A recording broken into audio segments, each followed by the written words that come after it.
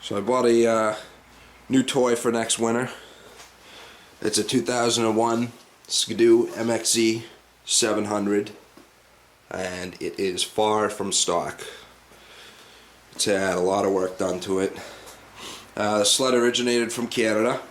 It's got a Canadian VIN on it.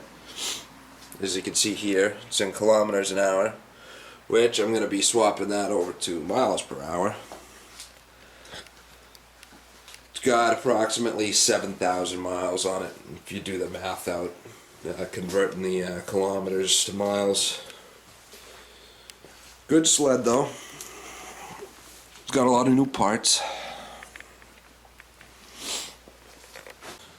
It has 5-inch bar raisers on it installed, brings the handlebars up quite a bit. I need to do an alignment on this thing. I'm going to do it this summer. Down here I got my controls for heated hand grips, heated thumb grips, high, low, all that.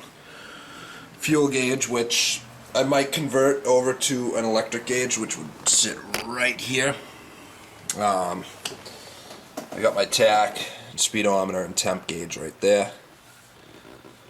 All the indicator lights, park and brake, oil, high beam, temp, and key. Because this actually has a chipped key code right here. It's not a key. It's more of one of those, I don't know how to put it, just the electronic microchip or whatever, so it knows that it's in there. Let's see here. It's got a fairly new track on it. It's picked all the way down the center. A little muddy now because when we were loading it up on the trailer the other day, it sank in the mud, spun it up everywhere. It's got to get a good clean. A lot of things have been replaced on it. I know it's got a couple of new bogey wheels, new shocks in the rear and in the front.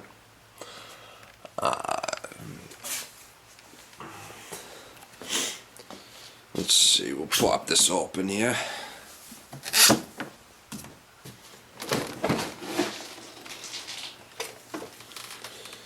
It's got a Dynaport pipe on it. It's been jetted. It's got V-Force 3 reeds. It's got a race clutch.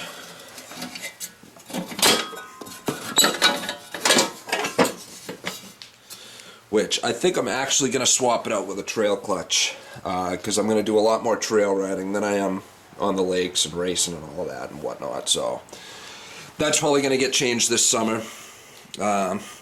It's a big torque difference when you go from one to the other.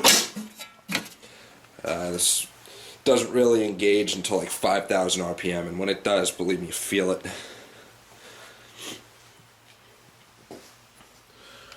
Oil injection, liquid cooled. Got a spare belt down there. The cam is stock. I may end up changing that out with a Dynaport so it's a full system. I know the header is aftermarket here, and this pipe.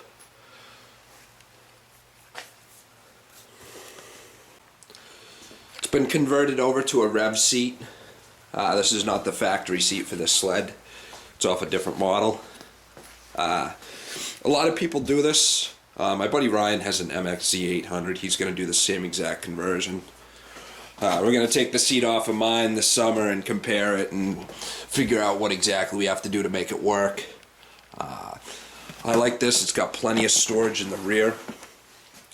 You can fit quite a bit down in here, and it's got a pouch right here. You can put your registration in it, which is nice.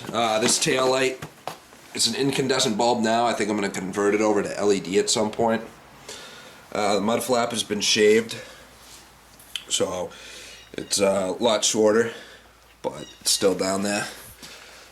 This tunnel, I think I'm going to polish it this summer. You get the polishing wheel out and some mother's aluminum polish and just go to town. Try to get this thing to look like chrome.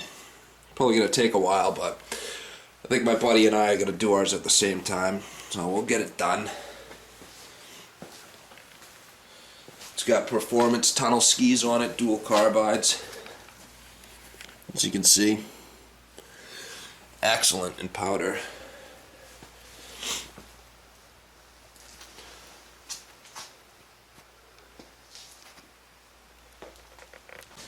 Now this is cool. Installed the assembly for the heated shield on my helmet. So what it is I have a cord that plugs into this port right here, and then it plugs into my helmet, and it's like a defroster on the shield. They work awesome.